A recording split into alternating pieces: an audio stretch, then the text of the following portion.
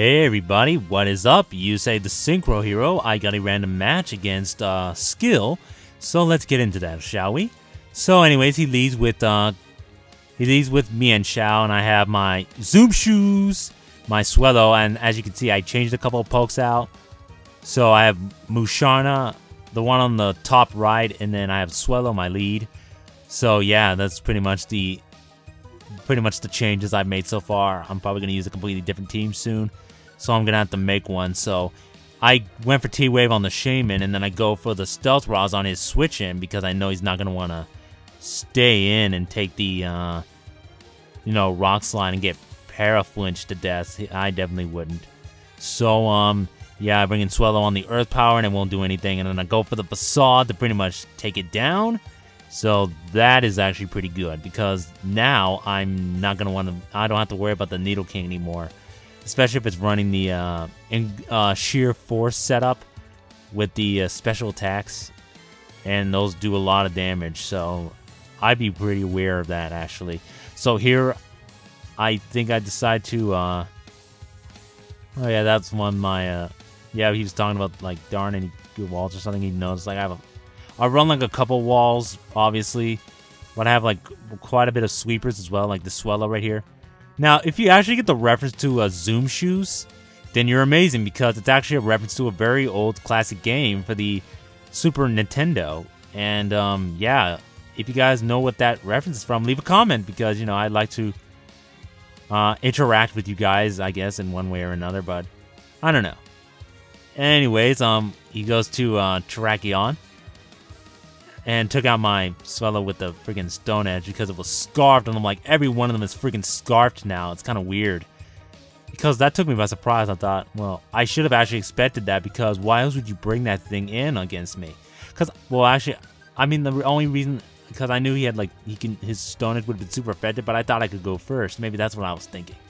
Maybe I wasn't thinking of a Scar, just that, oh, he could take a hit and KO me with the Stone Edge. Or close combat or something, I don't know.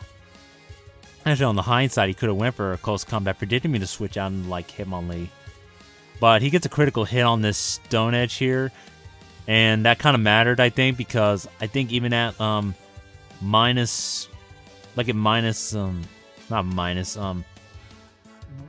resists it, and even with the kind of low defense, it should have been able to take at least one, unless that thing's freaking overpowered as hell. And it probably is, so I guess it wouldn't surprise me if it did KO, even when he didn't have Swords Dance set up. But anyways, I go to Sceptile. I force a switch, I guess, but I guess he thought I was scarfed or something because he could have outsped me. Actually, I did make a big risk, but I go for the Thunder Wave, not predicting a switch, but just like I was predicting him to go for the Sea Flare and just try to KO my Regirock, and I guess he doesn't, so that's fine with me. So anyways, he goes to Empoleon to pretty much take the Thunder Wave, and I already have the rocks up, so that's fine for me. So if any of his pokes have a Sash, it's pretty much dead now. Cause yeah, that's pretty much the sad part of life. So anyways, I go for the Earthquake, and he gets Parahax, which is funny, so he doesn't get to do anything. And yeah, early game, this game got really haxy, so you can kind of see where this match got pretty epic because of the intense hacks. So here, I was thinking about switching out, but I'm like, you know what, I'm not going to switch out. I'm just going to go for the T-Wave again, predicting him to actually stay in and go for the Sea Flare. And yes, he goes for the Sea Flare and gets the Parahax off, which is fine. I don't mind that at all. Mostly because, like, well, I could Paraflinch it to death, or if it switches out, he's going to take more Stealth Rocks damage. So this team is going to kind of do that. This team is meant to spread paralysis, force switches, and then Stealth Rocks will wear them out.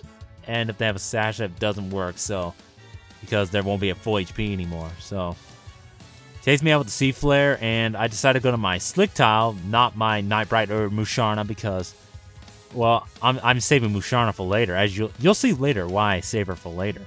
But anyways, I go to Sceptile. I go for Rock Slide. I should have went for Leaf Blade, but not that I really predicted a switch. I thought Leaf Blade would have KO'd it anyways, because it's stab and it was at low HP. That would have been the smarter play, actually, because, it would have taken him down anyways. And he had a Mian Shao as well, which would have taken this Rock Slide, so I should have just went for the Leaf Blade in the long run. But I went for the T-Wave. He actually stayed in and went for Poison Jab again after KOing my Subtile with it, and I don't know why I stayed in with it, because I could have switched out and used them for later, but yeah, against like this thing. And that would have been nice to have him. So here, I just decided to go for a freaking Thunderbolt. I just decided to be Death Baller, but he goes with Earth Power instead of the Seed Flare. Now, I guess he was either predicting me to switch, or he thought Earth Power would be enough to finish me off, and he wouldn't have to worry about Seed Flare missing. Because its accuracy is kind of shaky, but, you know, it's freaking powerful, so it would likely miss. So he misses the Stone Edge with his Mian Shao, and that was awesome. And I go for the Confuse Ray to get the Parafusion thing going on, but it didn't work this turn. But it does work next turn, and I bring it out my Dreamin'. Well, actually, it's not a reference to One Piece, actually. I did not think of One Piece when I did this. I just thought of, you know, Mushana and Dream Mist. And this Pokemon evolves from Muna, and it is a Generation 5 Pokemon, evolves from Muna with a Moonstone. So, kind of funny.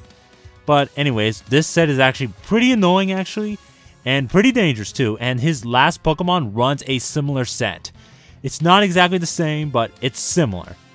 And in the long run, it's actually pretty interesting to kind of see this going on. So, we hit this Mushana, she has a Stored Power, which pretty much means that Stored Power starts with a base power of 20, and it gets stronger by 20 points for each stat boost that you have on it. So, and with the moves Calm Mind, raising the special attack and special defensive stat by 1 each, that's already like plus 40. That's already like added 40 damage to the base power. And Barrier, raising the physical defense by 2. So pretty much, once you max out the 2 stats, which I'm about to show right now, obviously, but yeah, we were pretty much both setting up Cosmic Powers and Calm Minds and all that stuff. Now, he has Sigilyph, which has the ability Magic Guard, which protects him from pretty much non-damaging moves. And the Flame Orb, he had a Flame Orb on it. And pretty much with the Flame Orb, it burns itself, like, you know, like my Facade had the Flame Orb. But he had Psycho Shift, which he transferred the burn to my Mushana. And thus, he has Cosmic Power and Roost to stall while the burn wears you out. So yeah, that thing could stall you all day long if you don't do something. But anyways, that Store Power, once I was at max special attack, special defense, and defense, did over half. Even though that Sigilyph had maxed out the special defense with Cosmic Power, I think. I think it was at max because I think we were both just maxing out our stats just for fun, and yeah. I just wanted to try this Mushana set out. I think this is actually the first battle I had with it. So yeah, this was actually pretty cool. I actually got to showcase it for the first time.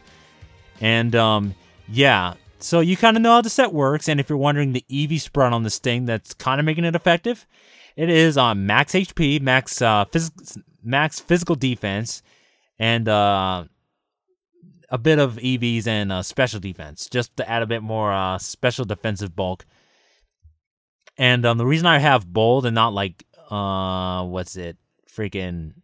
careful, but calm, is because I want to focus more on buffing up the physical defense, because it's mostly going to be, its physical defense is usually lower than its special defense, so most people would want to hit the physical defensive stat more. And it's actually, both defenses are actually pretty good, and its HP is very high. So yeah, you can pretty much use Barrier and Calm Mind to pretty much tank up. As weird as that sounds, saying tank up, but yeah, whatever. But anyways, yeah, this Mushana just like wrecks shit. Like if you let it set up, it's pretty deadly. And I've faced some people after this match, and I made them rage quit because, you know, like being at max stats, there's not really anything you can do. And you've noticed that on the moveset it has Rest and not Moonlight.